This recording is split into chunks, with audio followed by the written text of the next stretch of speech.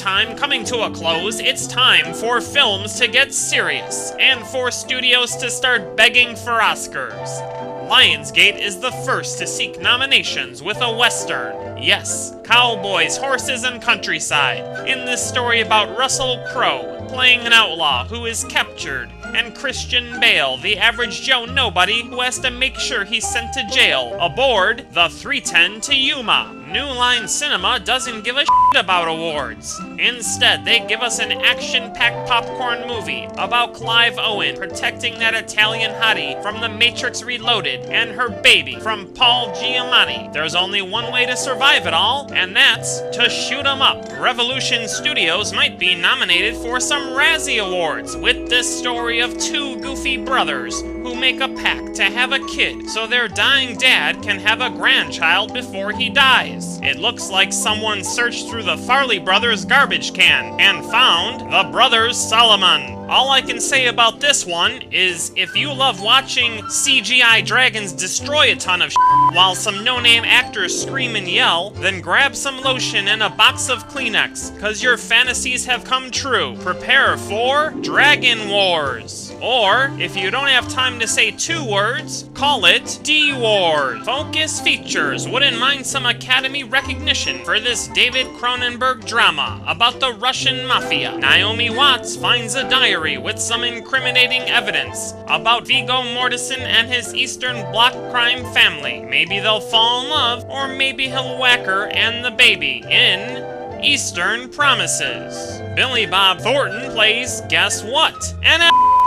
this time as a coach who tormented Stifler when he was little. Now, grown up, Stifler discovers he's planning to marry his mom, so he must stop him by eating corn, wrestling, and running on a treadmill in Mr. Woodcock. If you've wondered what would happen in the 1974 Charles Bronson movie Death Wish if the female was the vigilante, then this is your movie. When her boyfriend is murdered by street punks, Jodi Foster, frustrated by legal channels of justice, buys a gun and starts capping some asses. And The Brave One, the Weinstein Company brings us the second Terrence Howard movie this month. This time he plays a cameraman following Richard Gere in war-torn Bosnia. They're looking for a war criminal. It's a dangerous road for the hunting party.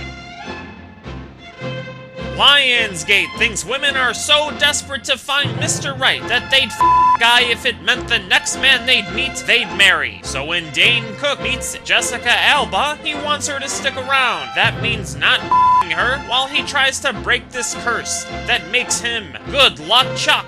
Paramount Vintage tells the story of a guy who gets tired of streetlights and the internet, so he goes off into nature to live with the raging rapids, snow, and animals, so he can learn what it means to go into the wild. How about another threequel? This time it's the next chapter of the Raccoon City survivors of that zombie infection leaked by the Umbrella Corporation. Watch them battle for survival and machine gun the living dead in Resident Evil Extinction. Universal youthify Snow White and the Seven Dwarfs with this college comedy about Amanda Bynes, kicked out of a sorority by the Queen Biatch, then befriended by a frat headed by the Seven Nerds.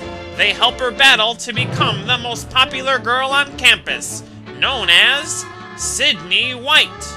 Warner Brothers presents the story of the assassination of Jesse James by the coward Robert Ford in the Sundance Festival winner for least metaphoric title. Sony Pictures Classics brings the story of a group of women asking the question, what would Jane do? Because the more they read, the more they realize they're living romantically frustrated lives, similar to the books they're selecting in the Jane Austen Book Club. MGM serves the audience a feast of kissing, a feast of crying, a feast of talking, and a feast of quality actors. Some we know, others we think we kinda have seen somewhere before, but we're not sure. I think he was in a car commercial, and I think she did a Tampax ad a few years back. Put it all together, and it equals a feast of love. Walt Disney doesn't want you to ask what The Rock is cooking, because it smells like and tastes like the end of his career as Dwayne Johnson cashes a big paycheck for this by-the-numbers story of a star football player who has to take care of the daughter that reminds him of the time he forgot to use a condom on a pigskin groupie. In The Game Plan, Universal brings one of the strongest casts of the year together as Jamie Foxx, Chris Cooper, Jennifer Gardner, and Jeremy Piven play a team of government agents sent to the Middle East to investigate the bombing of an American facility and capture the terrorists responsible. In The Kingdom, Lionsgate addresses the silent epidemic of human trafficking as a boy tries to find his recently kidnapped sister by following the trail of evidence in Trade. Fox Searchlight Pictures presents Wes Anderson's latest quirky exploration of dysfunctional family dynamics, this time about three brothers who take a train through India in an attempt to find a connection that they've lost in The Darjeeling Limited. That's all for now. We'll see you back here next month. Until then, choose your movies wisely, cause in the long run, Hollywood gives audiences more of what they pay for. And as always, long live good movies!